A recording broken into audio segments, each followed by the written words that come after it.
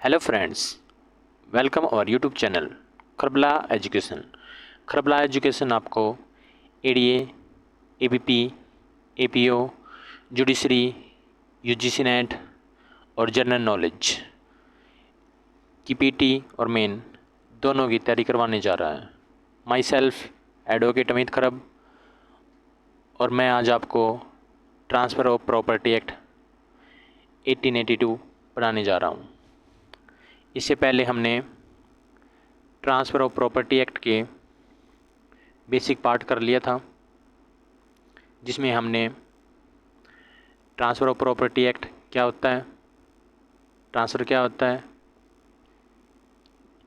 History, scope of act, ये हमने कर लिए थे। इससे आगे हम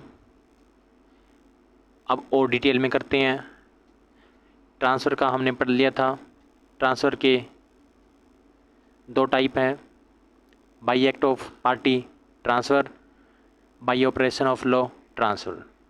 अब देखो, यहीं से एक पॉइंट और निकल के आता है, ट्रांसफ़र और डिलीवरी, इन दोनों में अंतर क्या है? दिखने में दोनों एक लग रहे हैं। अब इसके अंतर को पढ़ते हैं। मतलब कहने का मतलब ये है, अब हम इसका बिल्कुल पूरा पोस्टमार्टम करेंगे। टीपीए एक्ट का बिल्कुल पोस्टमार्टम करना है, छोटी चीज़ से लेकर बड़ी चीज़ तक, ताकि पीटी और मेन दोनों की तैयारी कवर हो जाए विद केस लॉ। तो आइए करते हैं इसको। देखो, जैसे कि हम कर रहे हैं ट्रांसफ़र और डिलीवरी। देखो, अब हम इन दोनों का अंतर पढ़ने जा रहे हैं, ट्रांसफ़र और डिलीवरी का। अब हम करते हैं, देखो, ट्रांसफ़र में क्या चीज़ हो रही है, right to use, enjoy, right to use, right to enjoy, to give someone is called transfer. मतलब ट्रांसफ़र में कोई इंटरेस्ट दूसरी पार्टी को ट्रांसफ़र हो रहा है, और डिलीवरी में उस चीज़ का position give someone is known as delivery. देखो, एक पर्सन है,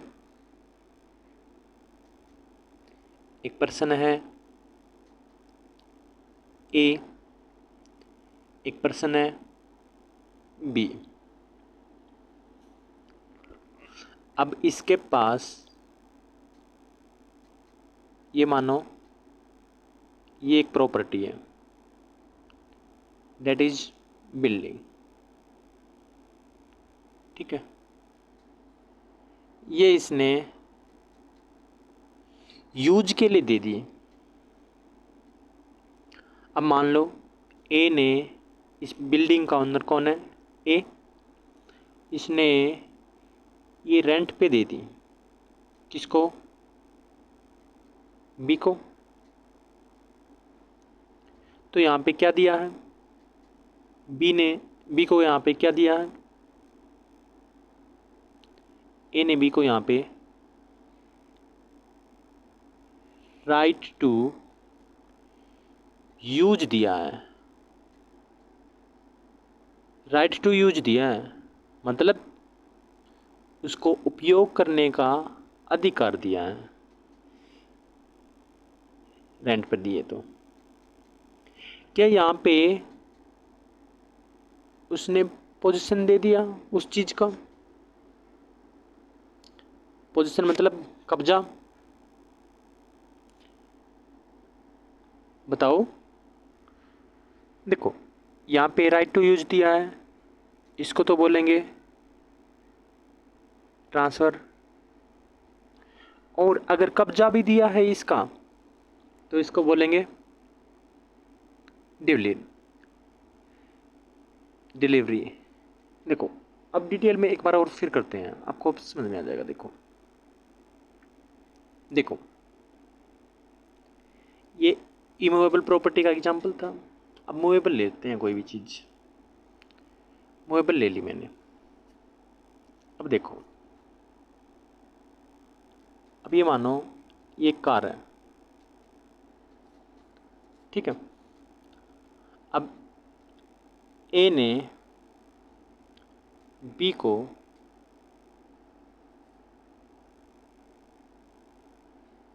इस कार का यूज करने का अधिकार दे दिया। ए ने कहा बी को, अगर भाई मेरे पास एक कार है, मेरे पास एक कार है, ठीक है, जैसे कोई भी कार है, जैसे i20 हो गई, होंडा सिटी हो गई, वरना एनीथिंग एल्स। अगर भाई मेरे पास एक कार है, आप उसको यूज कर सकते हो, तो यहाँ पे उसने क्या किया है, इंटरेस्ट ट्रांसफ़र किया है। किसको? बी को। कब्जा नहीं दिया उसका। हाँ, अगर ये कार इसको दे दी है ना, अब कब्जा इस कार पे, इसका पोजीशन किसके पास आ गया? बी के पास। अब बी के पास खड़ी है ये कार, तो यहाँ पे इसको क्या बोलेंगे? डिलीवरी। ठीक है, तो डिलीवरी और ट्रांसफ़र में ये अंतर है। ट्रांसफ़र में राइट टू यूज इंजॉय उस पर्सन को आते हैं, और डिलीवरी में उस चीज़ का कब्जा उस पर्सन को आता है। ये हो गया। देखो आगे, ए ने बी को ट्रांसफ़र कर दी property by sale deed. Sale deed transfer कर दी, तो इसका मतलब क्या है? ए की जो ओनरशिप थी वो बी के पास चली गई। लीज पे दी है, तो ए का जो टाइटल था वो तो ए के पास ही रहेगा, but right to use B के पास चला गया। लीज, मॉर्टेज, इस केस में राइट टू यूज बी के पास चला जाता है, और सेल डीड में ऑनरशिप चली जाती है, क्योंकि इसको सेल कर दिया ना, इसने ऑनरशिप इस पर्सन को दे दी। अब देखो, राइट टू यूज ऑनरशिप, इसको क्या बोलते हैं? Property, that is interest. देखो, राइट टू यूज ये क्या है? इंटरेस्ट है। ऑनरशिप क्या है? ये इंटरेस्ट है। इसको हम प्रॉपर्टी बोलेंगे। देखो, right to use property, ownership property, और इंटरेस्ट एक्सरसाइज ऑन थिंग, जिस पे इंटरेस्ट एक्सरसाइज होता है उसको भी हम प्रॉपर्टी बोलते हैं। इट्स मीन थिंग क्या? Material thing, building. देखो मैं बताता हूँ आपको। देखो, ये शायद समझ में नहीं आया आपको। देखो, अब एक बिल्डिंग है, इसका ओनर है बिल्डिंग का, बिल्डिंग का, बिल्डिंग का इसका ओनर है ए, और एक अदर पर्सन है बी। ओनर ने क्या किया? ओनर ने क्या किया? इसको ये बिल्डिंग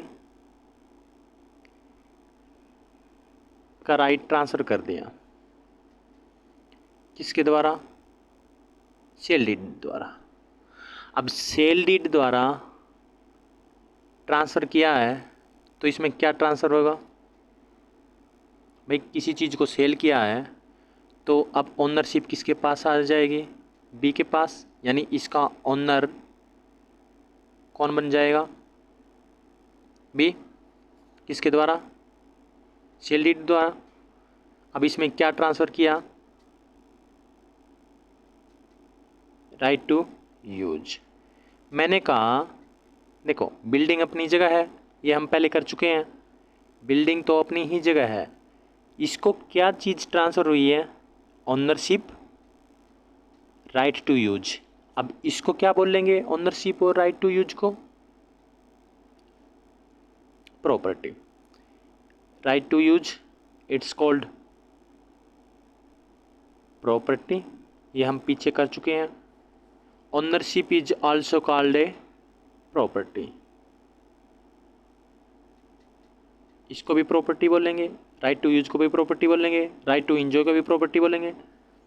अब मैंने कहा है देखो, right to use ownership property, that is interest, क्योंकि इंटरेस्ट था ये।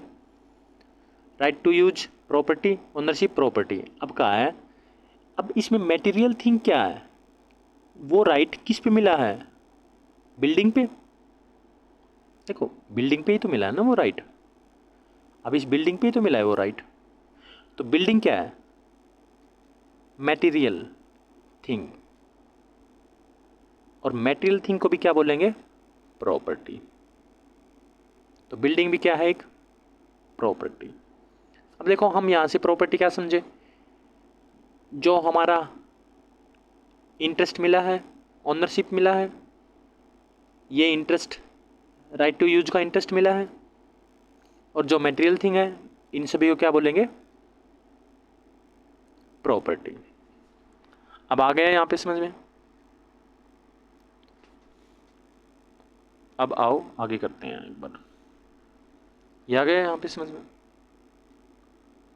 अब करते हैं एसेंशियल एलिमेंट ऑफ ट्रांसफर। देखो इसने कहा है एसेंशियल एलिमेंट्स ऑफ ट्रांसफ़र।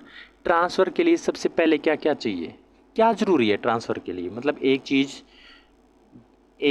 चीज़ दूसरे पर्सन को ट्रांसफ़र करनी है तो उसके लिए सबसे ज़रूरी क्या है, उनके बीच में क्या होना चाहिए, क्या क्या होना चाहिए, उसके एसेंशियल एलिमेंट क्या है, तत्व क्या है। देखो transferor had must ownership at time of transfer, यानी यहाँ पे ये ओनर है, उसके पास ओनरशिप होनी चाहिए इस बिल्डिंग की। किसके पास, ए के पास, ए के पास, ए के पास ओनरशिप है, तभी तो उस ओनरशिप को बी में ट्रांसफ़र करेगा। अब ऐसा थोड़ी है, ये मकान है ए का और एक ये मकान है, ये सी का है। अब ए सिर्फ इस मकान को ही बी को ट्रांसफ़र कर सकता है, क्योंकि इस मकान की ओनरशिप किसके पास है, ए के पास, ए के पास है। इसी ओनरशिप को तो बी में ट्रांसफ़र कर सकता है। क्या इस मकान की ओनरशिप ए के पास है, नहीं ना, तो इसको सिर्फ सी ट्रांसफ़र कर सकता है, ए तो ट्रांसफ़र नहीं कर सकता क्योंकि ए के पास ओनरशिप ही नहीं है इसकी। तो मैंने यही तो बोला है कि ए के पास क्या होनी चाहिए, ओनरशिप होनी चाहिए at time of transfer, transfer के टाइम, तभी तो वो ट्रांसफ़र करेगा। इसको बोलते हैं, ए को क्या बोलेंगे यहाँ पे, जो ट्रांसफ़र करता है, ट्रांसफरर। देखो यहाँ पे एक चीज़ देखना, आपको बताता हूँ मैं एक चीज़। यहाँ पे लास्ट में क्या है, देखो यहाँ पे लास्ट में क्या है, ओ आर, और यहाँ पे क्या है, डबल ई। ओ आर और डबल ई, इसका मतलब है ओ आर यानी करने वाला,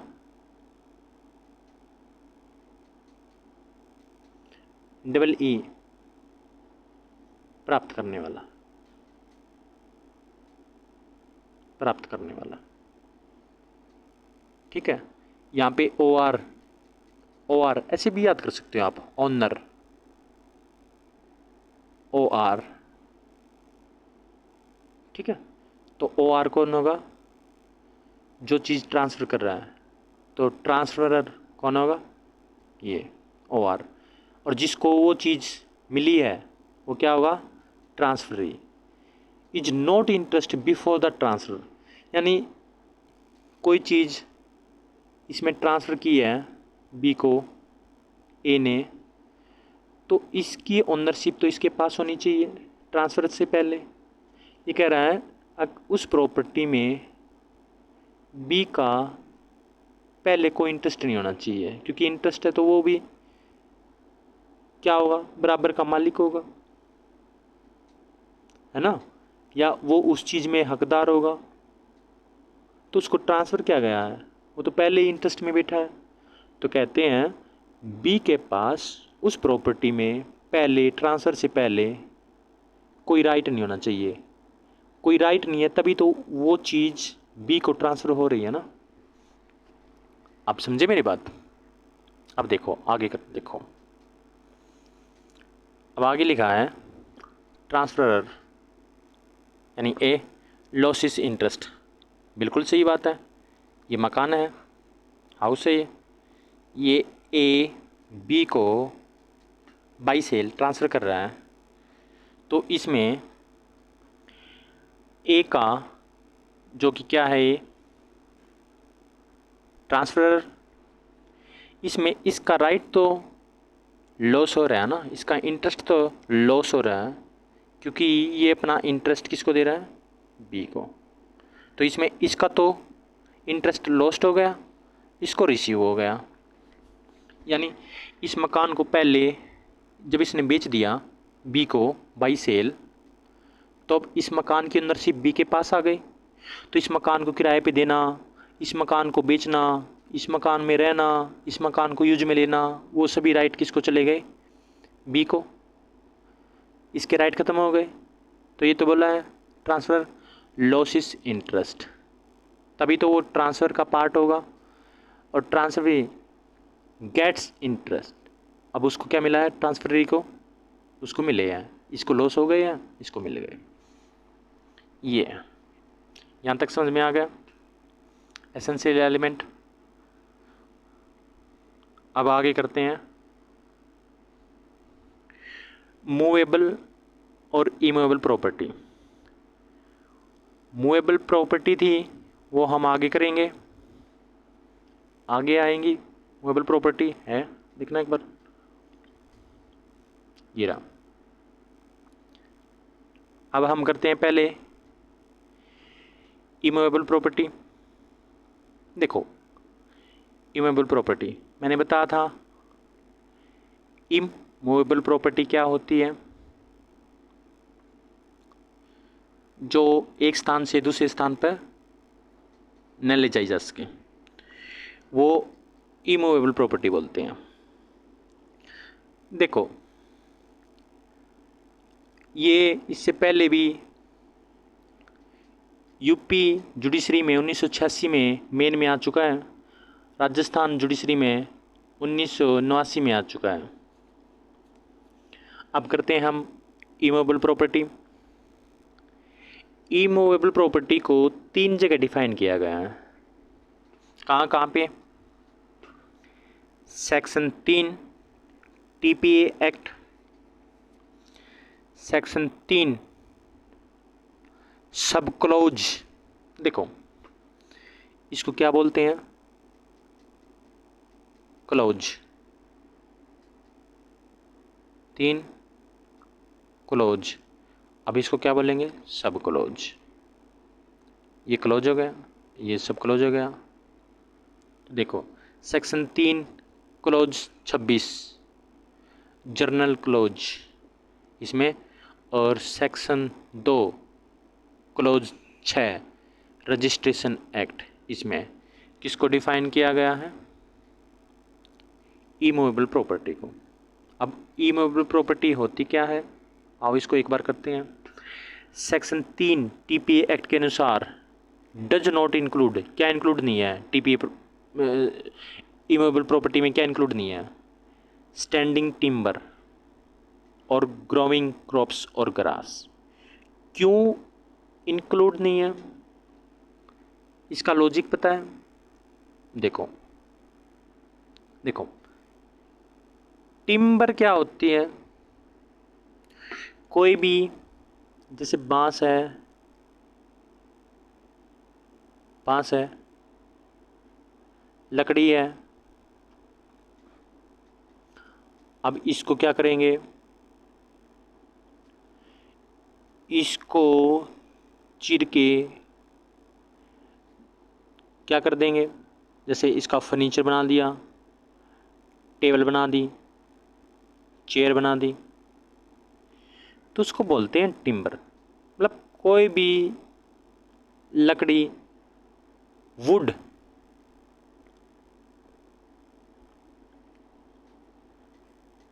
उसको बोलेंगे टिम्बर को। और दूसरा है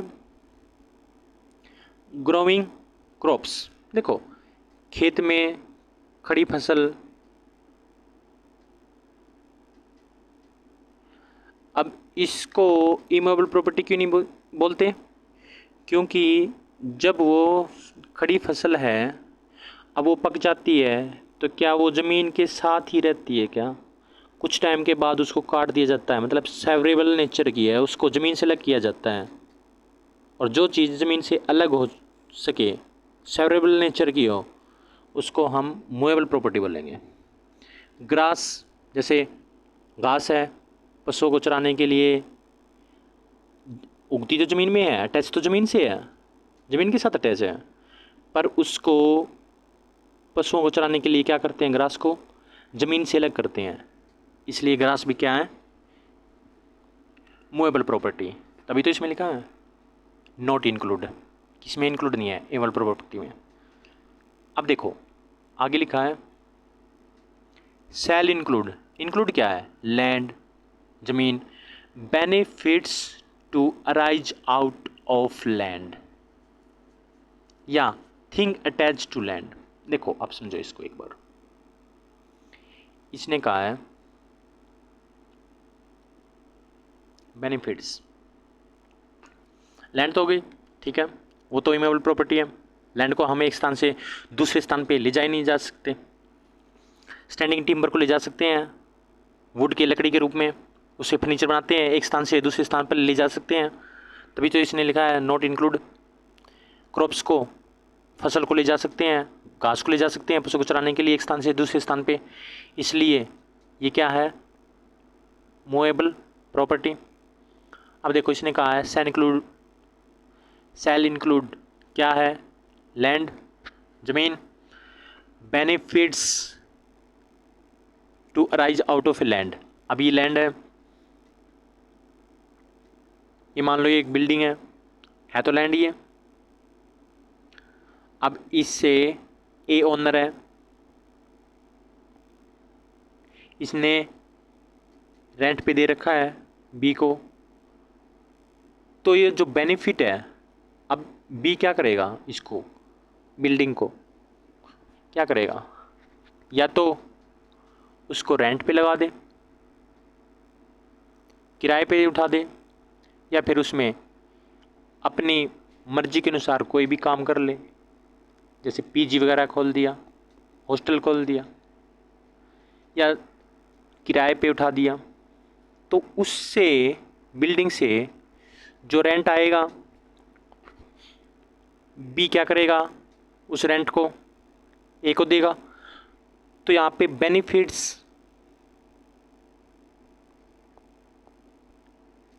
किससे मिल रहा है, arise out of a land, इस लैंड से मिल रहा है। तो बेनिफिट्स यानी क्या, रेंट, रेंट क्या है, बेनिफिट्स, तो रेंट मिलना क्या है,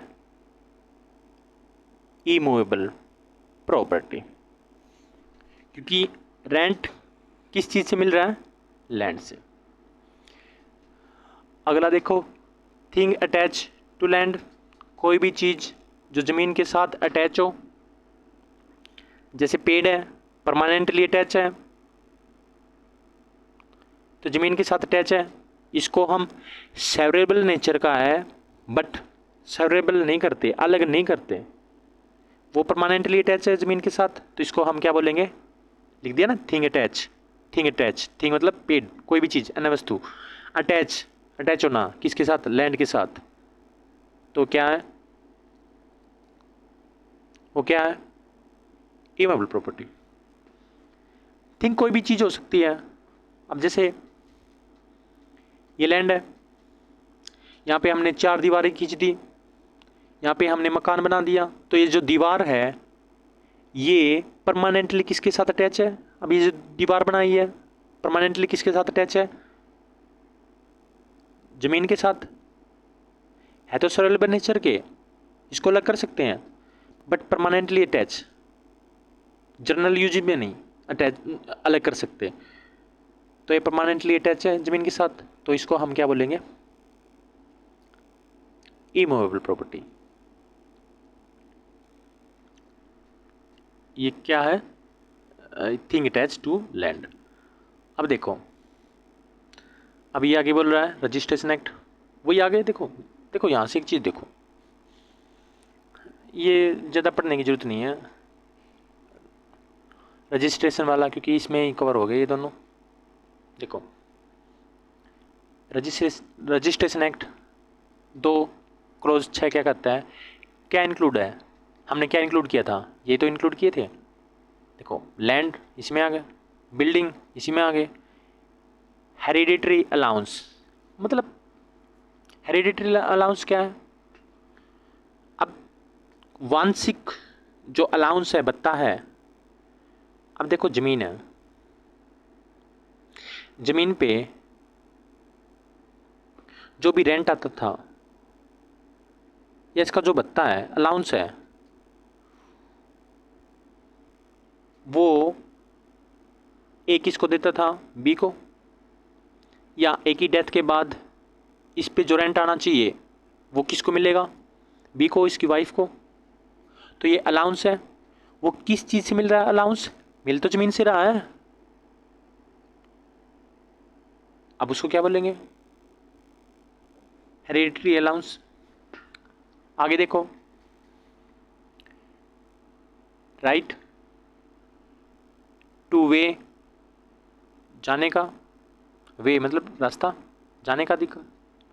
lights, thing attach to land permanently, लिख दिया ना परमानेंटली, कोई भी थिंग्स अटैच होना परमानेंटली, तो क्या इंक्लूड है? क्या इंक्लूड है? ये सभी। तो इसको हम क्या बोलेंगे? Immovable property. यही तो लिख दिया ना इसमें, इंक्लूड। क्या इंक्लूड है? ये सभी यहीं पे आ गए ना। अब क्या इंक्लूड नहीं है? देखो क्या इंक्लूड नहीं है, इसने लिख दिया नॉट इंक्लूड। अब नॉट इंक्लूड वाले कहाँ हैं? ये रहे, ये सभी यहाँ के यहाँ ले आओ, हो गया। मतलब इन दोनों को मिला के, इन दोनों को मिला के यहाँ पे लिख दिया, और वो लिख दिया रजिस्ट्रेशन एक्ट में। ये लिख दिया था टीपीए में, ये लिख दिया था जर्नल क्लोज में, अब इन दोनों को मिला के किस में लिख दिया? रजिस्ट्रेशन में। यही तो है। अब देखो आगे करो, आगे हम करते हैं। आगे लिखा है find out status of property. Property का स्टेटस देखना, वेदर मूवेबल और इमूवेबल। प्रॉपर्टी का स्टेटस कैसे? जैसे मान ले एक ज़मीन है, ज़मीन पे हमने रेंट मिला है, तो रेंट क्या होगा? अब एक कार है, गाड़ी है, गाड़ी से हमने रेंट मिल रहा है, रेंट पे दे रखी है, तो ये रेंट क्या होगा? देखो इसके अकॉर्डिंग ये रेंट क्या होगा?